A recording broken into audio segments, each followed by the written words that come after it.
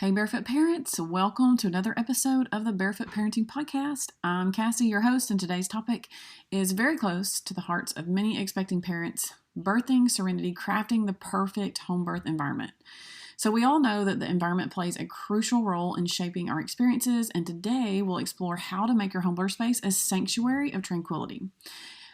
But before we get started, I want to encourage you to go snag my free resource that I always link in the show notes called 3 Keys to an Empowered Birth with Jesus. In these 3 keys, I include all the things that you will need for setting your atmosphere that will help you during labor to have a less painful and more relaxed labor so that you actually can speed up your labor if that's what you desire. I break it all down in that resource. So go sign up for the 3 keys, and you will also get on my email list so that you can get updated about all the things that are happening in my beta founding members program.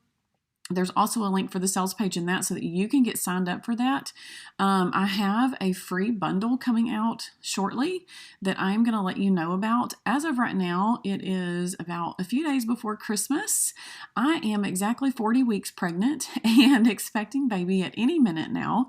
But I have some podcasts pre-recorded for you, including this one, that will come out and just continue to nurture you even through my postpartum phase. And I just hope to come back from that, swinging hot and heavy and getting more resources out there for you, for those of you who desire a home birth and desire a more relaxed labor and a more blissful labor and to partner with Jesus. And so that's what this course is all about, for you to experience the miracle of birth aligned with faith.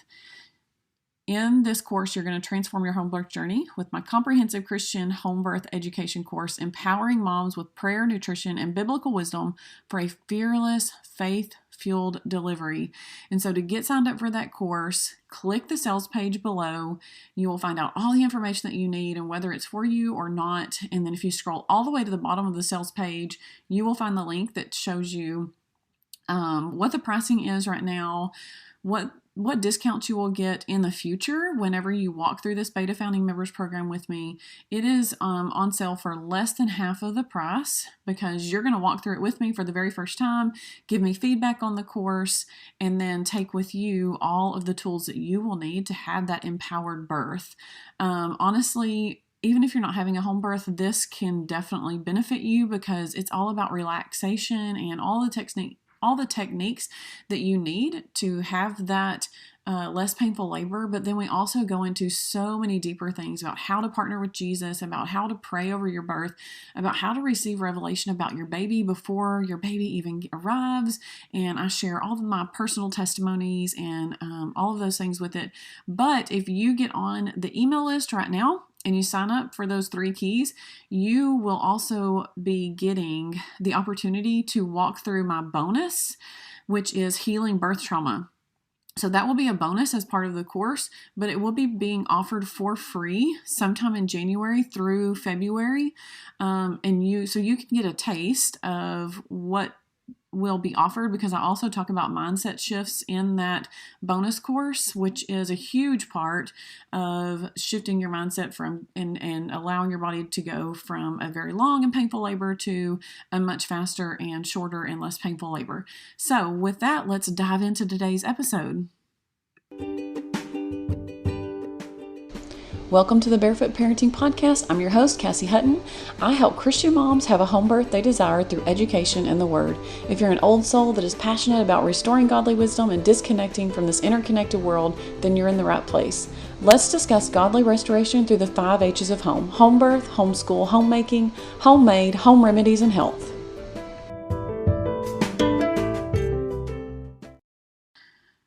So birthing Serenity, crafting the perfect home birth environment. What does this look like? We're going to focus on a few things. The first thing that we're going to focus on is the foundations of a relaxing home birth space. So before we dive into creating the perfect environment, let's discuss why it matters. It matters tremendously. You may have heard before that women walked into the hospital and suddenly their labor stopped, or something shifted in their environment and their labor stalled. There is a reason for that. The birth environment has a profound impact on the overall experience, affecting both the mind and the body. Think about a time when you felt truly relaxed? What elements contributed to that feeling? It's a real thing. It is a psychological and physiological reaction to what's going on around you. A lot of us think of Christmas time as a very, by the way, Merry Christmas.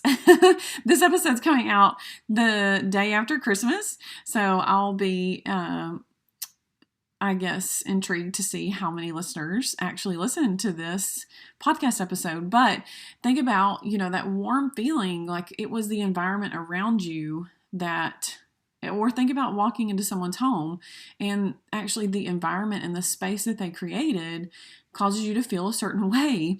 Right now, I am going to see a Webster chiropractor, and she jokes because the last 2 or 3 times that we've been there, my daughter comes to me, my 4-year-old, and she's like, "Mom, I have to go poop."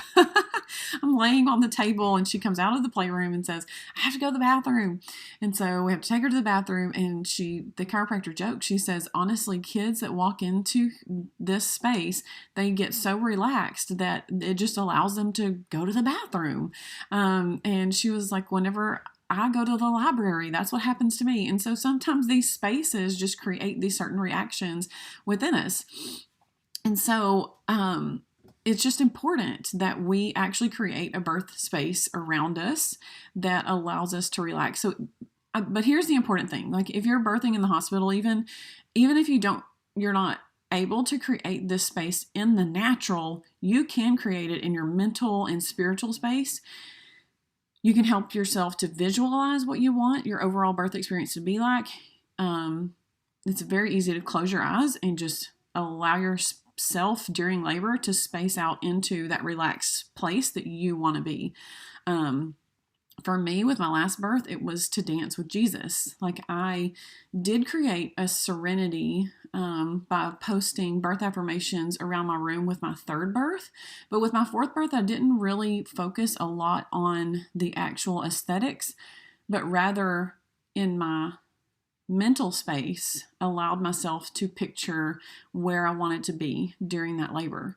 So when you prepare your atmosphere for genuine relaxation and peace, you're allowing both the psychological and the physiological parts of birth to labor at optimal capacity, and you're ensuring a less painful and quicker, smoother labor. You are giving oxytocin that safe space that it needs to thrive. I want you to think about lovemaking. I always emphasize that. You want to create a space during labor that would also allow you to make love with your spouse. Think about the candles. We're going to get there. So I'm going to post these questions in the Facebook group, and I want you to go there. I'm going to link my new Facebook group. I should have put this in the beginning of the show, but I have a new Facebook group. It is called the Exodus Birth Community. Go there. I'll link it in the show notes. So I have a few questions for us as we finish up each one of these little segments and points that I'm making.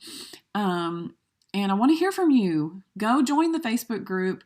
It's a small group right now, but we're here to support natural birthing mamas, crunchy mamas that just want a natural birth experience, but also you are just geared more towards natural things, and you are realizing that our food and our just system and all the chemicals that are in our products, we want to get away from that. So like yesterday, I shared a dandelion salve recipe that I will use for when this baby gets here. I can put it on his little umbilical cord, or where, anything that cuts, scrapes, bruises, and no chemicals. I mean, it's seriously 3 or 4 ingredients, depending on if you want to use essential oils, which leads me into the next segment.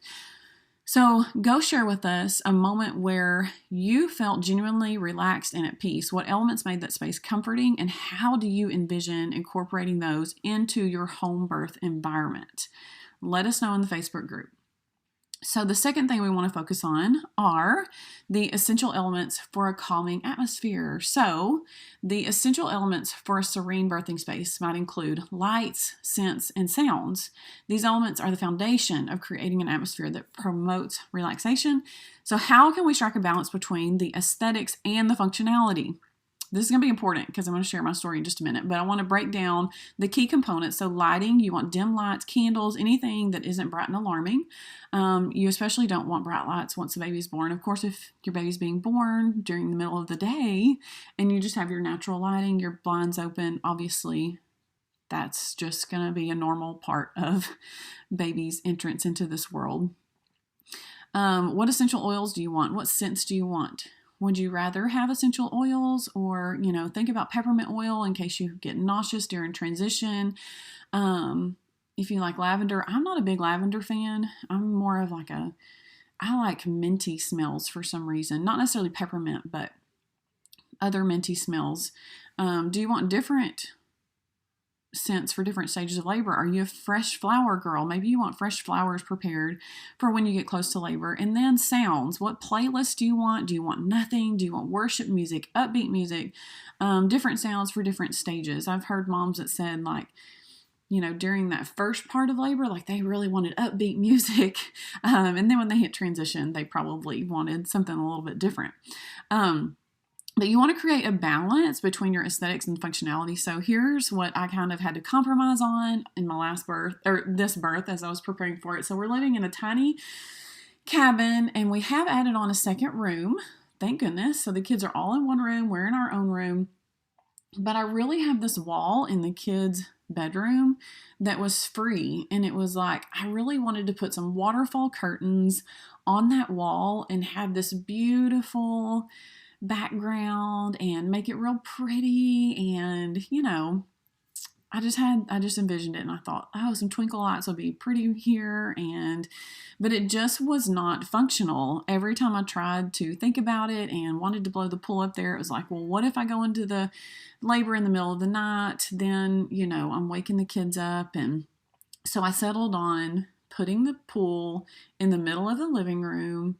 I was just really overthinking things, but this is kind of a prime example of aesthetics and functionality. Yes, I want it to look pretty. Yes, I would have loved the waterfall curtains, but in reality, it was going to be too hard. It was going to probably cause me to get out of that relaxed environment feeling, and just put too much pressure on trying to make it look pretty instead of recognizing that I needed it to function well. And so putting it in the living room was a much better option. And I do feel, and once I accepted that, I just felt this overwhelming peace of yes, that's where the birth pool needs to be. And it's going to be beautiful right there. And it's going to work. It's going to work really well because the Christmas tree right now at Christmas time is going to be in the background. And I think it'll just work. If I need people to get out of the room, or if I need to get out of the room, I can still go close myself off in the bedroom. So the third, let me ask you, here's my question for you.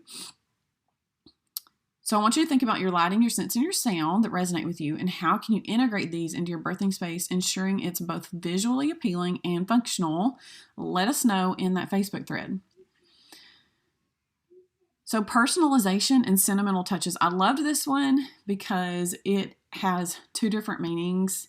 And this is something that I talk about in the birthing course, is sentimental touches. So adding personal touches can transform a space and make it uniquely yours. Decorate and add colors that are calming, relaxing, and beautiful to you.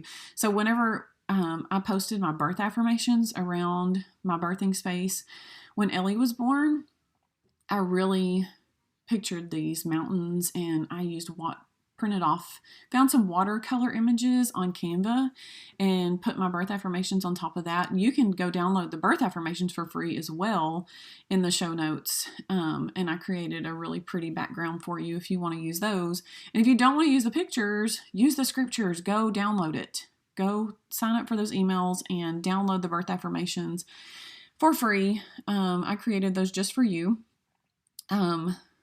But and post them where you want them. Post them real pretty, and hang up your string and put greenery with it, or whatever feels comfortable to you and is really inviting for you, so that you can look at it and remind yourself of God's promises for you and the scriptures that He just declares over you.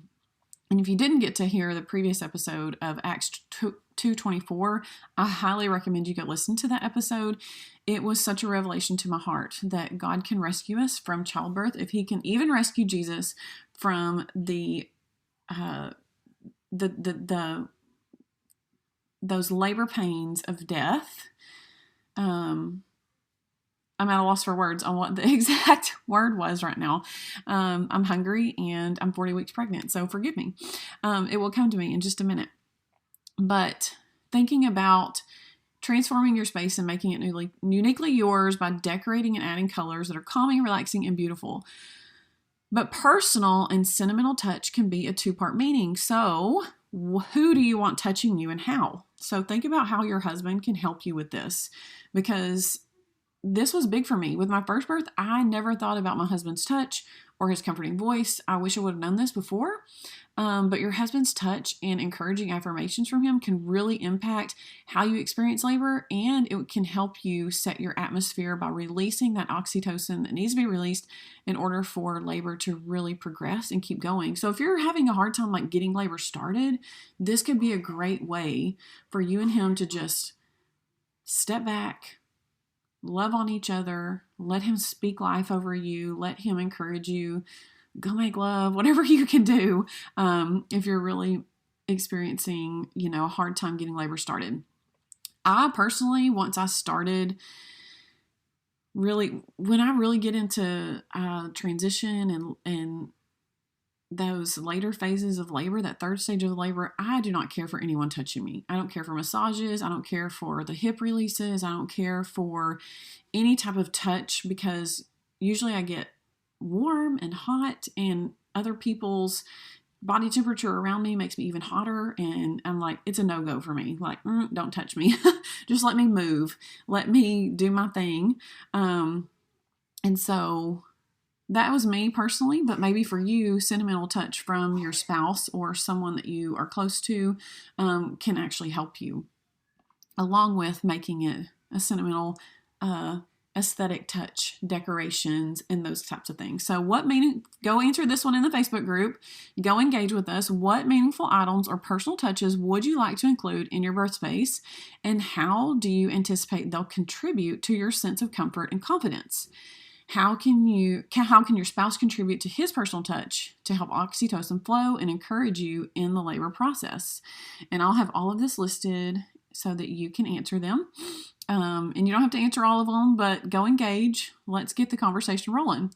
So remember, obviously you don't have to make it anything crazy, outrageous whenever you're decorating. The most expensive thing that I have ever spent for my birth space is buying my own birthing pool. So don't go out and spend a lot of money to try and make your environment some crazy, beautiful place, but use logic and reasoning. So, but I do have that question for you. What budget-friendly ideas do you have for enhancing your home birth environment? How do you plan to implement them? Share your creative and cost-effective tips with us. We want to hear, because what works for you might work for someone else, and they may not have thought about it yet. So as we wrap up, let's just summarize what we went over, leave you with 3 actionable takeaways that you can implement immediately to start creating your birth sanctuary. So you want to create a relaxing corner. It doesn't have to be the whole room.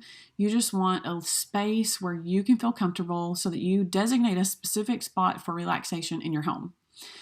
Personalize your aromatherapy, experiment with scents, and choose one that brings you comfort. But keep that peppermint oil there too, because if the nausea hits during transition, you definitely want the peppermint oil, or something that, even lemongrass. Lemongrass is a really good one. I always rub that one on my baby's belly, coupled with some coconut oil. That always calms a cranky baby down almost immediately. Think about your sentimental personalizations and touch. What meaningful items can you bring into your space, and how can your spouse provide his sentiments as well? And the 4th and last one, visualize your birth space. Close your eyes, picture your ideal birth space, and jot down elements that you want to incorporate. And again, if you can't physically incorporate these elements, remember that you need to prepare your mental space to go there. Just like I did whenever I pictured myself dancing with Jesus, I was able to prepare my mental space even though I had nothing else we had just remodeled our bed and bath, so it was a beautiful space to actually labor in on its own without having to bring any extra things inside. But I would go there in my mental space. And so that wraps up today's episode. Please go share with us in the Facebook group your thoughts about this episode and different things that you're planning on incorporating into your birth space to help you relax. So thank you for joining me today on the Barefoot Parenting Podcast. I hope you feel inspired and empowered to craft a birthing environment that fills you with excitement and confidence. Remember, this is a journey and your space can evolve just as you do. Also, if you enjoyed today's episode, do not forget to subscribe, leave us a review, and connect with me on social media. Again, the new Facebook group is called the Exodus Birth Community, Empowering Mamas for Natural Childbirth. And it's linked in the show notes because I may have said the title just a little bit off. We'd love to hear from you and your thoughts and see your creative ideas. Join our community, share your experiences, and stay tuned for our next episode where we will talk about Ashley's home birth after 2 cesarean sections. It wasn't just a home birth. She actually had a free birth. She's in Australia, and so she could not find a provider that would attend her home birth or even allow her to have a natural vaginal birth after 2 cesareans. Her story is amazing. You can find her on Facebook at Ashley Winning, on Instagram. She also has a podcast where she shares all about birth after cesarean sections, and so natural vaginal births after cesarean sections. So anyways, that's what's coming up. That's what's on the podcast. And then I have a couple of episodes that I pre-recorded about women's health that I'm going to try and mix it in this episode because nutrition recently and as part of my birthing course is such a huge factor in women's health and balancing our hormones. So those hopefully will be coming up soon. So tune in and I'll hear from you in the Facebook group. Go join us. Thanks for joining me on this episode of Barefoot Parenting. If what you're doing works for you, is healthy for your family, and is growing you in the ways you need to grow, then it's time to step out of the feeling of guilt and shame and wear your Barefoot Mama badge proudly. Remember, barefoot parents are doing things differently, so be encouraged today. If you're feeling the pushback in your parenting style, you're doing something right.